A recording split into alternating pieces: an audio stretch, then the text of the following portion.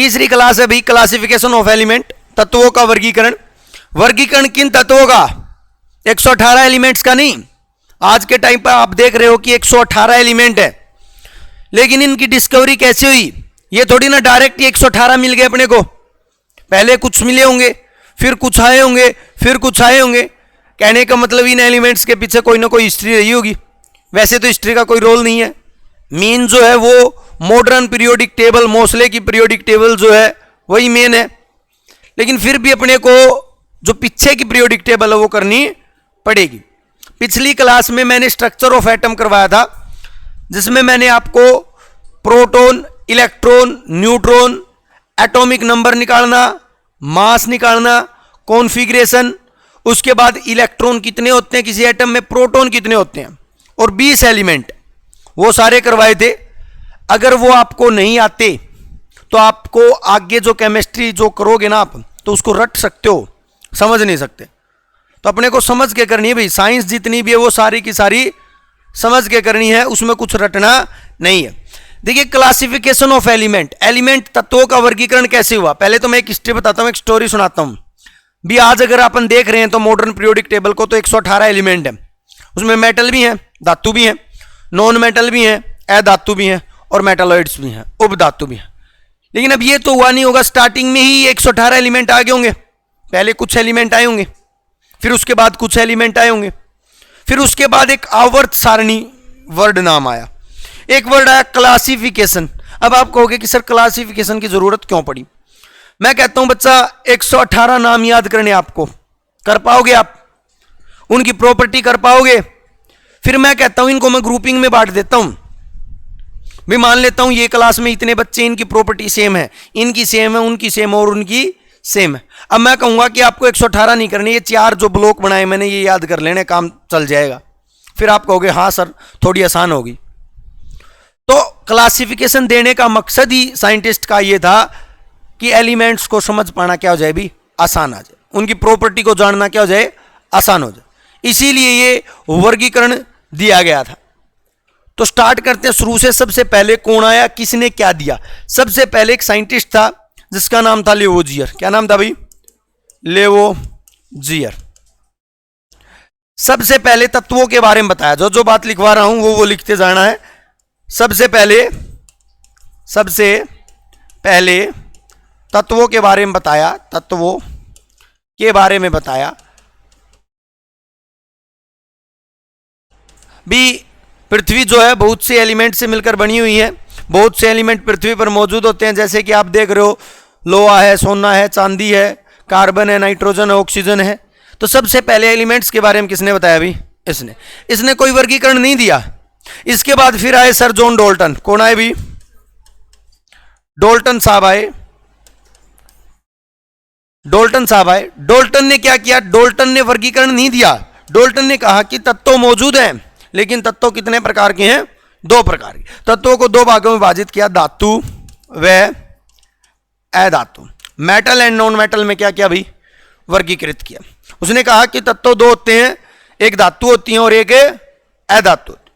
उसके बाद एक साइंटिस्ट आए जिसने सबसे पहले वर्गीकरण किया, क्लासिफिकेशन दिया, और उसका नाम था डोबे राइनर। यहीं से अपनी थ्योरी स्टार्ट होती है। हिस्ट्री जो है क्लासिफिकेशन की वो यहीं से स्टार्ट होती है। और साइंटिस्ट का नाम लिख रहा हूं मैं, डोबे राइनर। देखिए मैं जो डेट लिखूं ना इनके आगे, वो एग्जैक्ट डेट है, एनसीईआरटी की डेट है, इसकी 1808 कर लेना।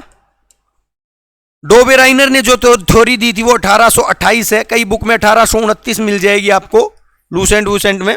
आपको कॉपी नहीं करना उसको। एनसीईआरटी में जो है 1928, आपको 1928 ही करना है। सबसे पहले इसने क्या कहा?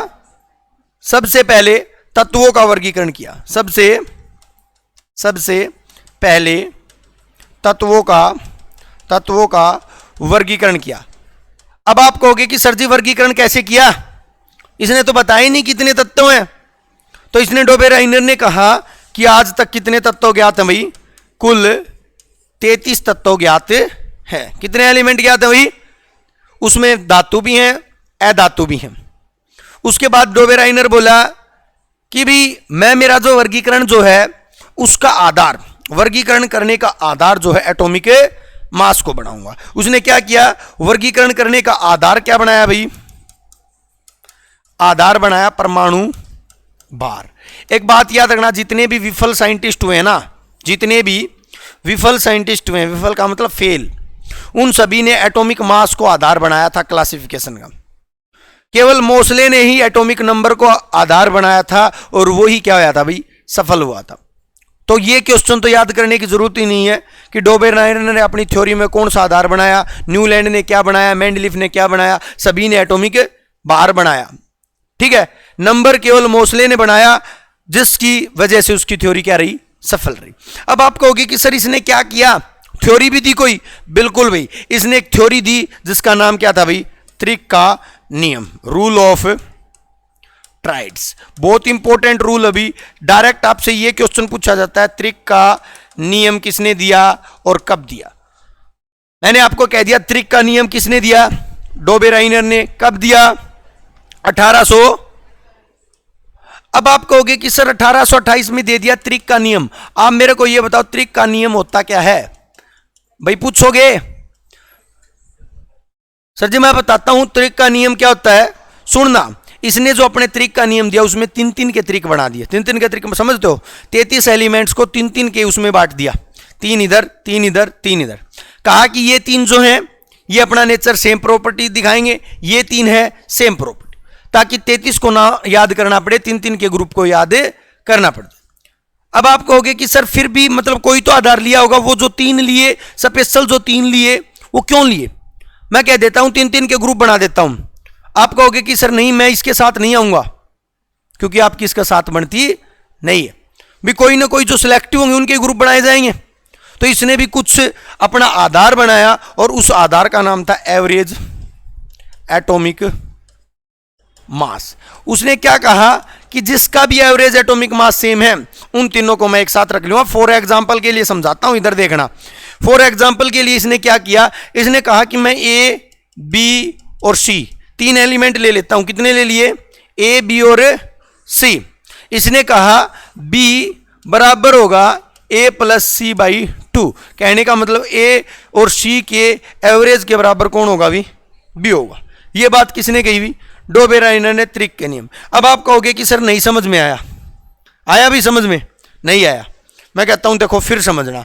इसने एक त्रिक लिया भाई अपना, एक त्रिक, सफल त्रिक था भाई। बहुत बार क्वेश्चन आता है कि डोबेराइनर का जो सबसे सफल त्रिक जो था वो कौन सा था, जिसने इसको एक्सप्लेन किया थ्योरी के अंदर। तो उसने कहा कि पोटेशियम सोडियम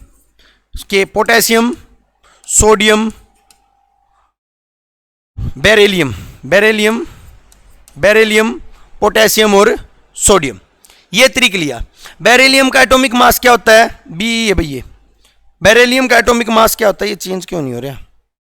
बेरिलियम जो है इसका एटॉमिक नंबर नहीं, इसका जो है लिथियम, सॉरी भाई क्या लिया इसने, तीन जो त्रिक लिया था, लिथियम, सोडियम और पोटेशियम, ये त्रिक लिया था भाई मेन, लिथियम, सोडियम और पोटेशियम। लिथियम का एटॉमिक मास क्या होता है 7, पोटेशियम सोडियम का 23 और सोडियम का 39, पोटेशियम का 39, 7, 23 और 39। अब आप खुद देखो क्या पाया आपने, क्या आप कह सकते हो सोडियम बराबर है average of lithium and potassium, बोलो है या नहीं है। जब मैं 23 बराबर है 7 प्लस में 39 बटे मैं 2 करता हूं, तो क्या मैं ये त्रिक के नियम वाली बात सही पाता हूं या नहीं पाता हूं।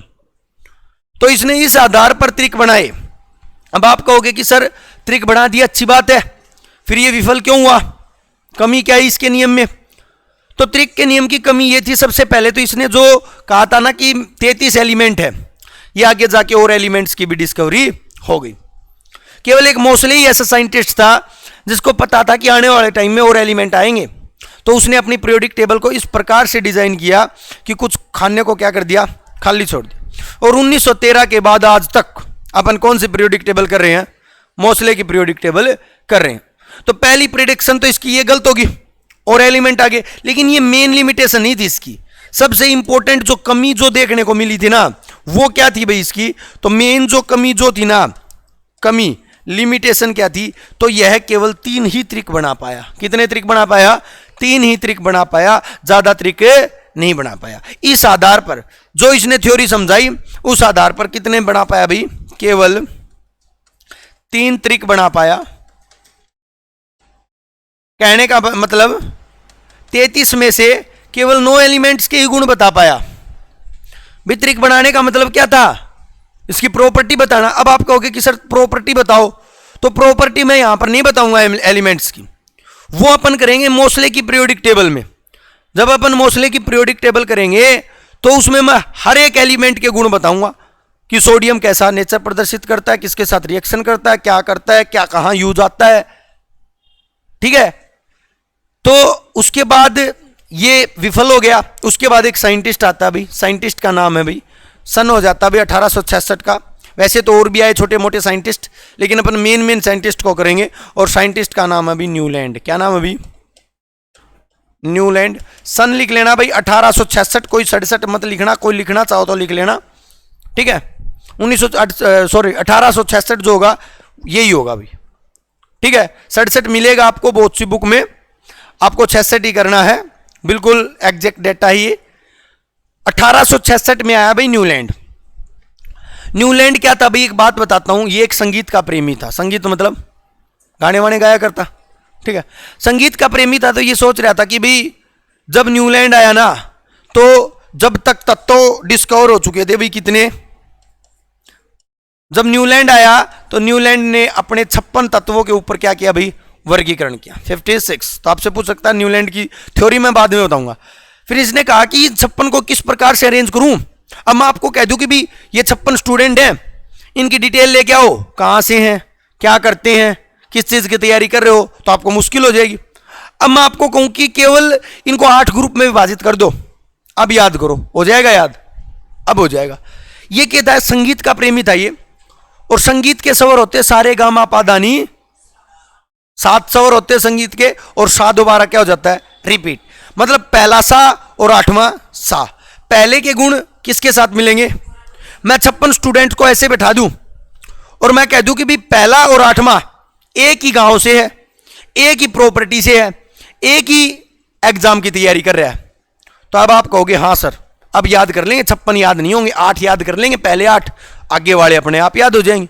हो जाएंगे नहीं हो जाएंगे। तो अष्टक ये जो था, क्या नाम है, न्यूलैंड जो था, न्यूलैंड संगीत का प्रेमी था, इसलिए इसने एक नियम दिया था भाई, और नाम था भाई अष्टक का नियम, रूल ऑफ ऑक्टेव्स। अष्टक का नियम जो था, 8 का नियम, उसको 8 का नियम भी कहते हैं, बहुत बार आता है। अष्टक का नियम किसने और कब दिया, न्यूलैंड ने 1866 में दिया। आधार क्या बनाया, बताने की जरूरत नहीं पड़नी चाहिए भी, आधार क्या बनाया भी, एटॉमिक मास बनाया भी, हर जगह मास ही बनाया, जद्दे फैल होए भी ये। लेकिन इसने अपना एक आधार और बनाया। कई बार क्वेश्चन आता है कि अष्टक का नियम किसके ऊपर आधारित था, तो संगीत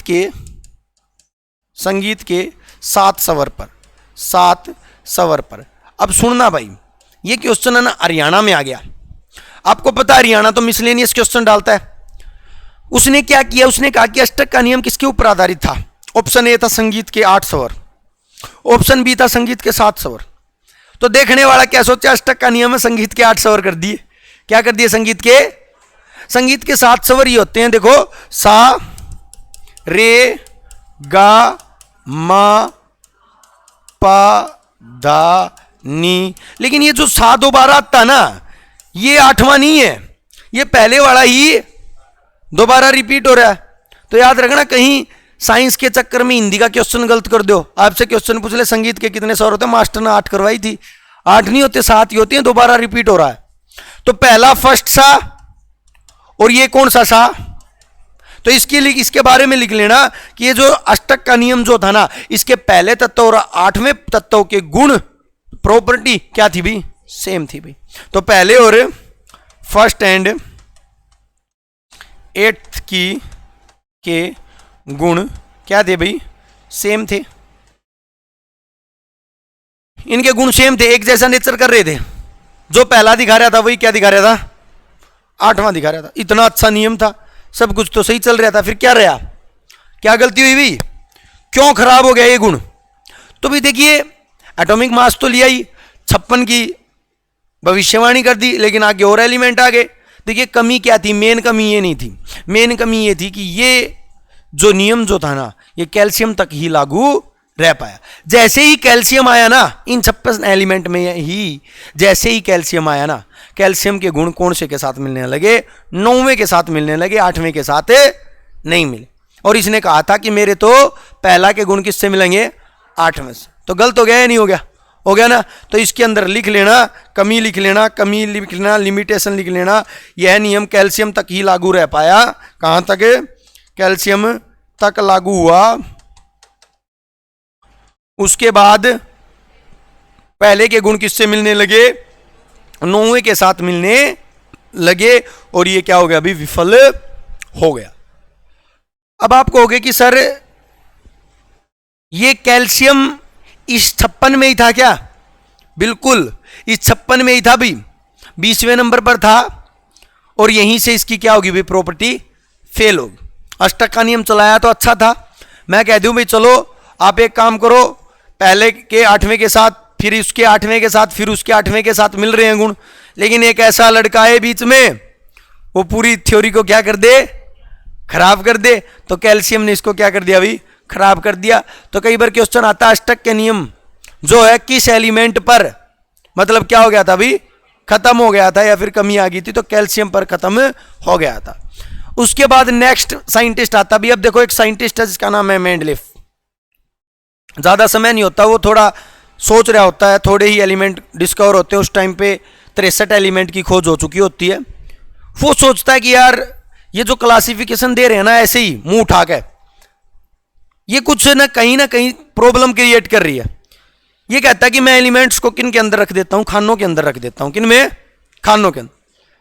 और पहली बार आवर्त सारणी को देता है। किसको देता है, पहली बार आवर्त सारणी मोसले ने नहीं दी थी।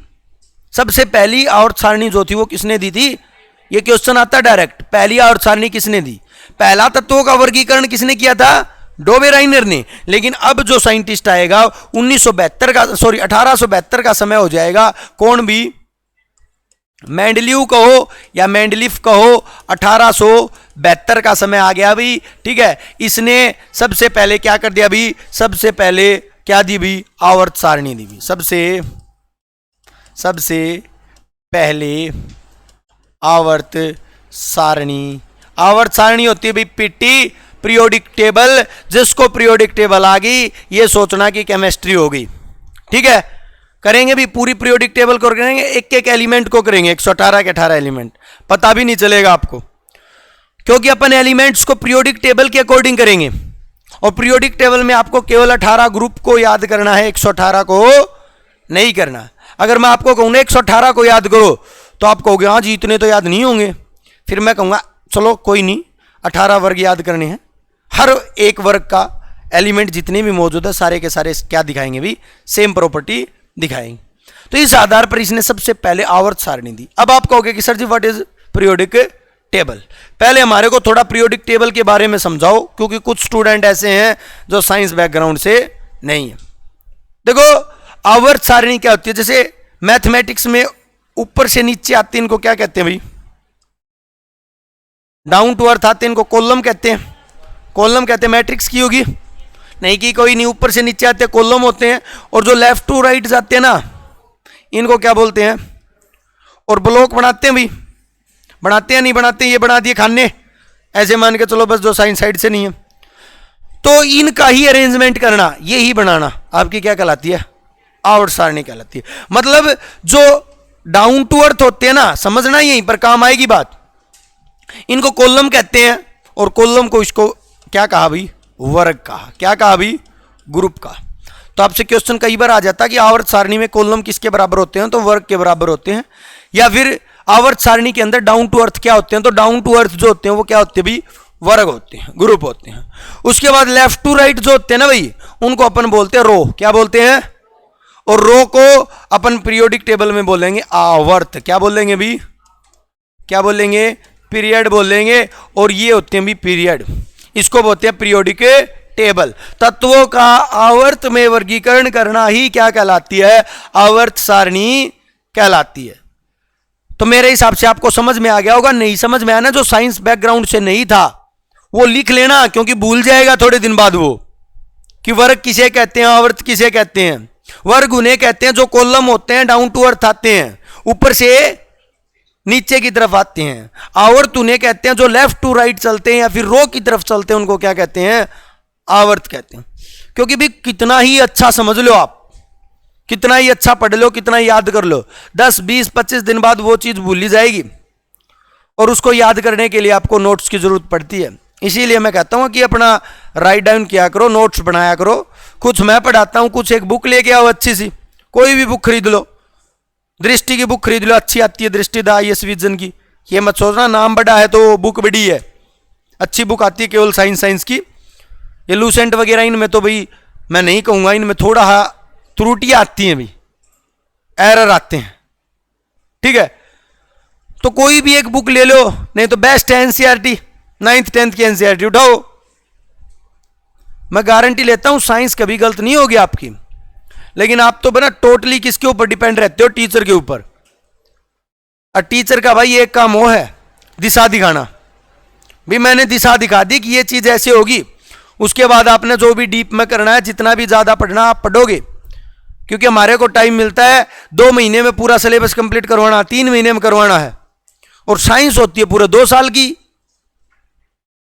तो एक्स्ट्रा पढ़ना तो आपको कोई बुक लेनी पड़ेगी, और आप आ जाते हो बिना हथियार युद्ध लड़ने, ठीक है।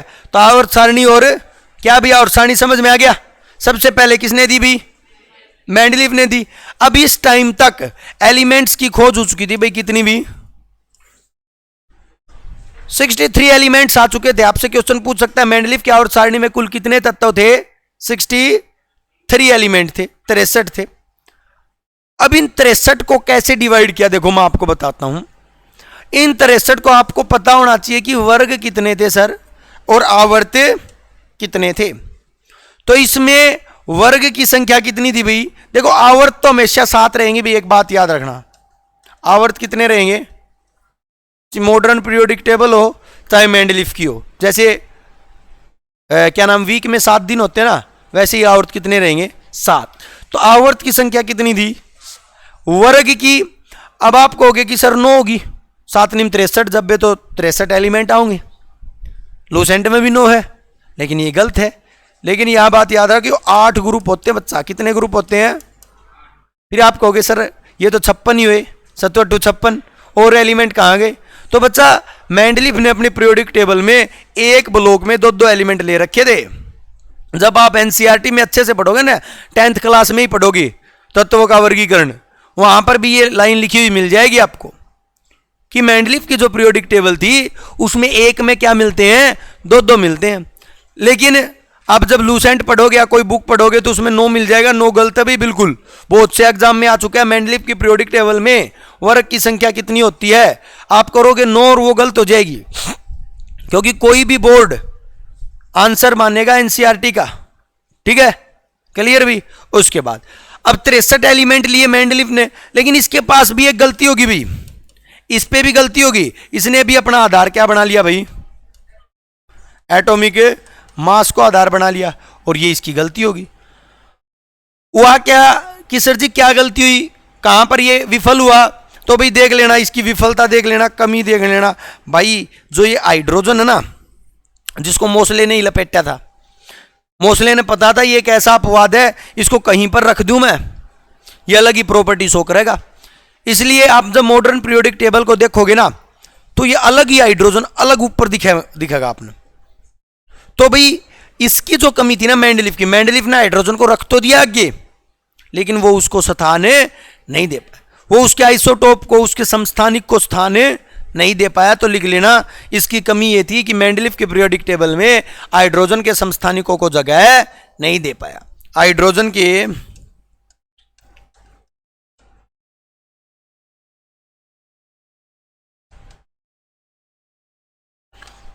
नहीं दे पाया, हाइड्रोजन के समस्थानिकों को जगह न दे पाना ही इसकी क्या थी भाई, कमी थी। क्लियर भाई, क्लियर है, चलिएगा भाई। ये थी भाई मेंडलीव के पीरियोडिक टेबल। मेंडलीव ने रूपरेखा तैयार कर दी, मेन जो रूपरेखा अब करेंगे भाई अपन। अब जो पीरियोडिक टेबल अपन करेंगे ना, उसका मतलब है आज, समझ रहे हो, चाहे वो मोसले की पीरियोडिक टेबल का हो, चाहे आधुनिक पीरियोडिक टेबल का हो, चाहे आज की पीरियोडिक टेबल का हो। क्लियर है ना? आइसोटोप। ठीक है, देखिएगा भाई, नेक्स्ट है आधुनिक आवर्त सारणी। सबसे इंपॉर्टेंट है भाई, अगर आपने पीछे वाली नहीं भी समझ में आई ना, कोई दिक्कत नहीं बढ़ेगी, लेकिन अगर आपने मॉडर्न पीरियोडिक टेबल नहीं समझी तो आप केमिस्ट्री को रटोगे, और रटने से तो भाई मेरे हिसाब से तो लगता नहीं कि अब जो एग्जाम आ रहे हैं उनमें जो क्वेश्चन आ रहे हैं वो आप ठीक कर पाओगे। सारे कंसेप्चुअल क्वेश्चन आते हैं। पहले टाइम था रट्टा मार लिया, रट्टाफिकेशन कर लिया, कोई भी बुक पढ़ ली, एग्जाम में आ गया, पेपर में काम चल जाएगा। अब नहीं आएगा। आधुनिक आवर्त सारणी, modern periodic table, modern PT. भाई देखिए किसी ने, भाई हाथ उठाओ जिसने नहीं देखी। भाई पीरियोडिक टेबल पे बहुत अच्छा, भाई बहुत से हैं जो नॉन मेडिकल से नहीं है, कोई नहीं, अपन बनाएंगे। एक तो बनी बनाई देखा, एक खुद बढ़ावा, मजा होगा उसमें। देखो सबसे पहले तो आधुनिक पीरियोडिक टेबल किसने दी, क्या आधार बनाया, कितने एलिमेंट थे, ये देख लो भी। जितने भी फैक्ट बताऊं ना, सारे के सारे क्वेश्चन है इस स्क्रीन पे। जितनी भी अब बात बताऊंगा सारे के सारे क्वेश्चन है, और आज के क्वेश्चन है। मॉडर्न पीरियोडिक टेबल दी गई कब जी भाई? 1900। दी किसने भाई? मोसले ने दी भाई। किसने दी भाई? मोसले नाम के साइंटिस्ट ने दी। आधार क्या बनाया भाई? परमाणु संख्या। क्योंकि परमाणु संख्या की खोज किसने की थी भाई? मोसले ने ही की थी। मोसले ने ही परमाणु संख्या की खोज की थी, ये बात भी याद रखना भाई। और इसने क्या बना दिया था भाई? आधार बना दिया था। ठीक है, ये रोल नंबर जो दे रखे ना 1 से 118 तक, ये किसकी देन है भाई? ये मोसले की ही देन है।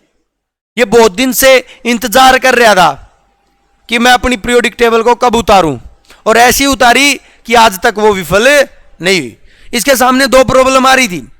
एक तो आने वाले टाइम में और एलिमेंट आ रहे हैं, तो इसने उसका इलाज कर दिया, पीरियोडिक टेबल में ब्लॉक्स क्या कर दिए?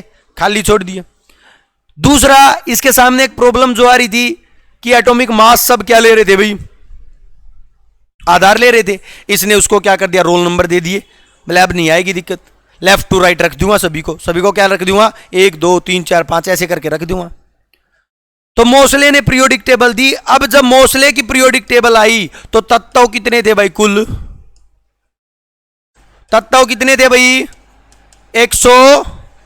आज भी कितने भाई? है ना अच्छी बात, मोसले की पीरियोडिक टेबल। लेकिन कई बार क्वेश्चन आता है कि अब तक ज्ञात तत्व कितने हैं?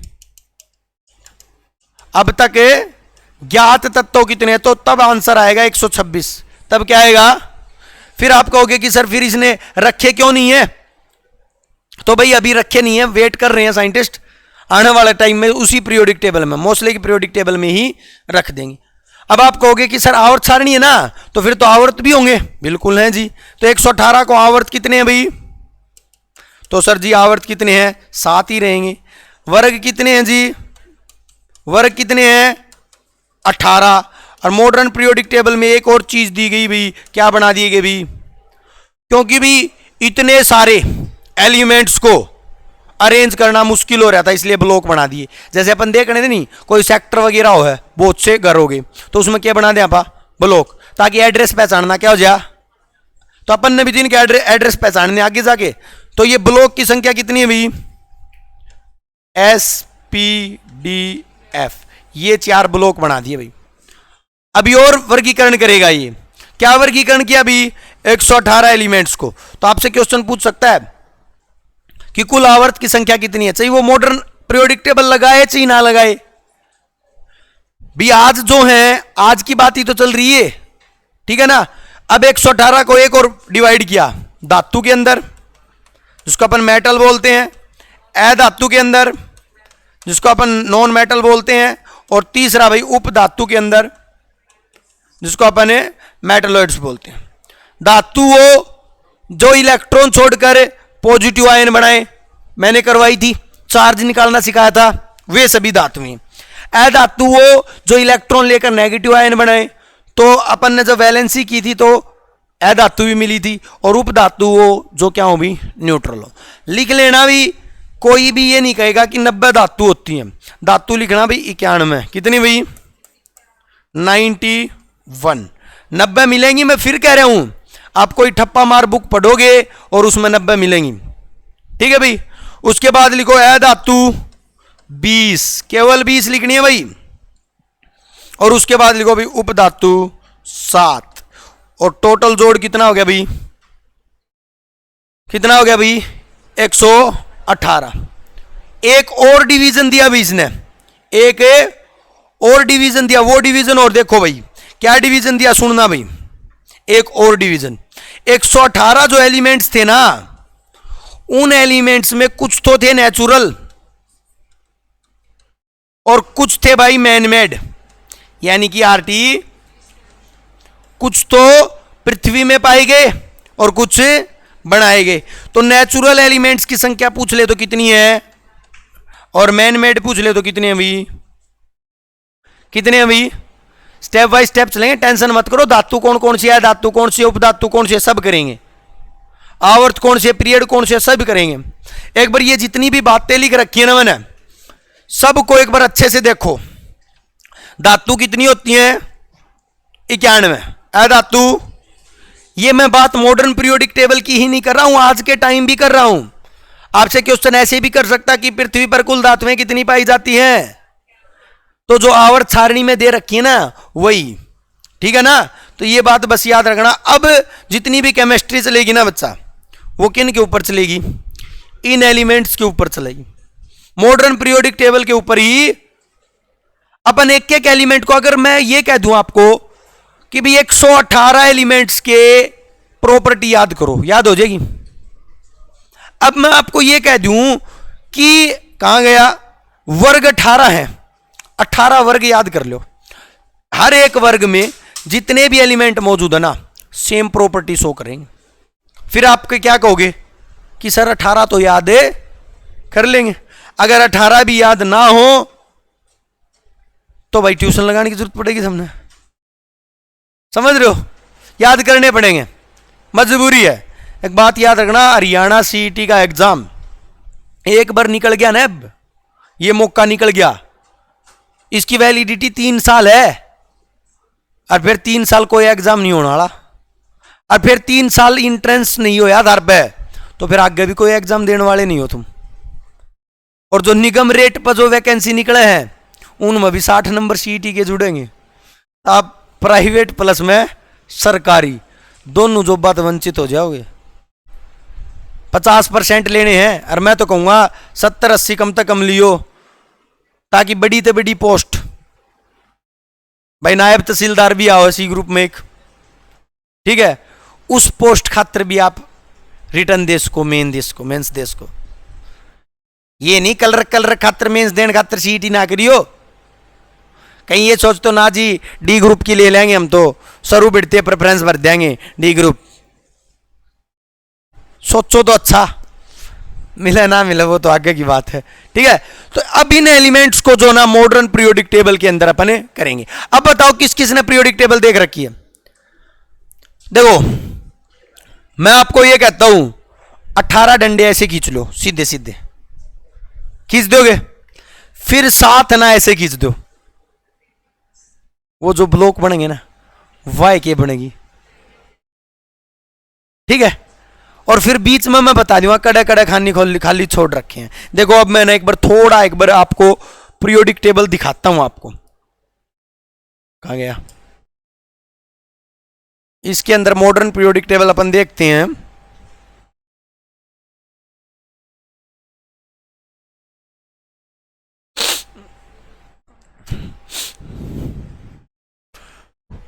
कोई भी निकाल लेते हैं एक बार के लिए, ठीक है। नहीं हुई क्या साहब,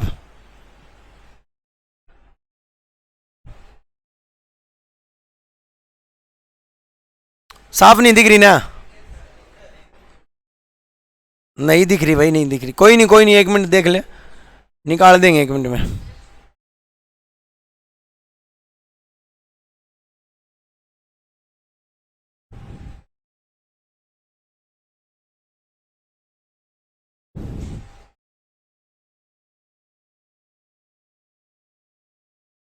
बस भाई जैसी भी दिख रही है ना, एक बार के लिए काम चला लेंगे अपन, या तो और भी खराब है।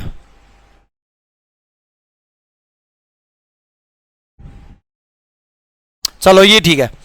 देखो ऐसे पीरियोडिक टेबल है, इसमें जब आप देखोगे ना ये ऐसे, ये लाइन कितनी है 18, और ये लाइन देखोगे ना ये 1 2 3 4 5 6 7, ये भूल जाइए खाली, पता है क्या छोड़ रखे हैं, ये भी ब्लॉक हैं ऐसे करके, ये पूरे पूरे हैं, ये ऐसे पूरे हैं, कौन ही रुकेगे,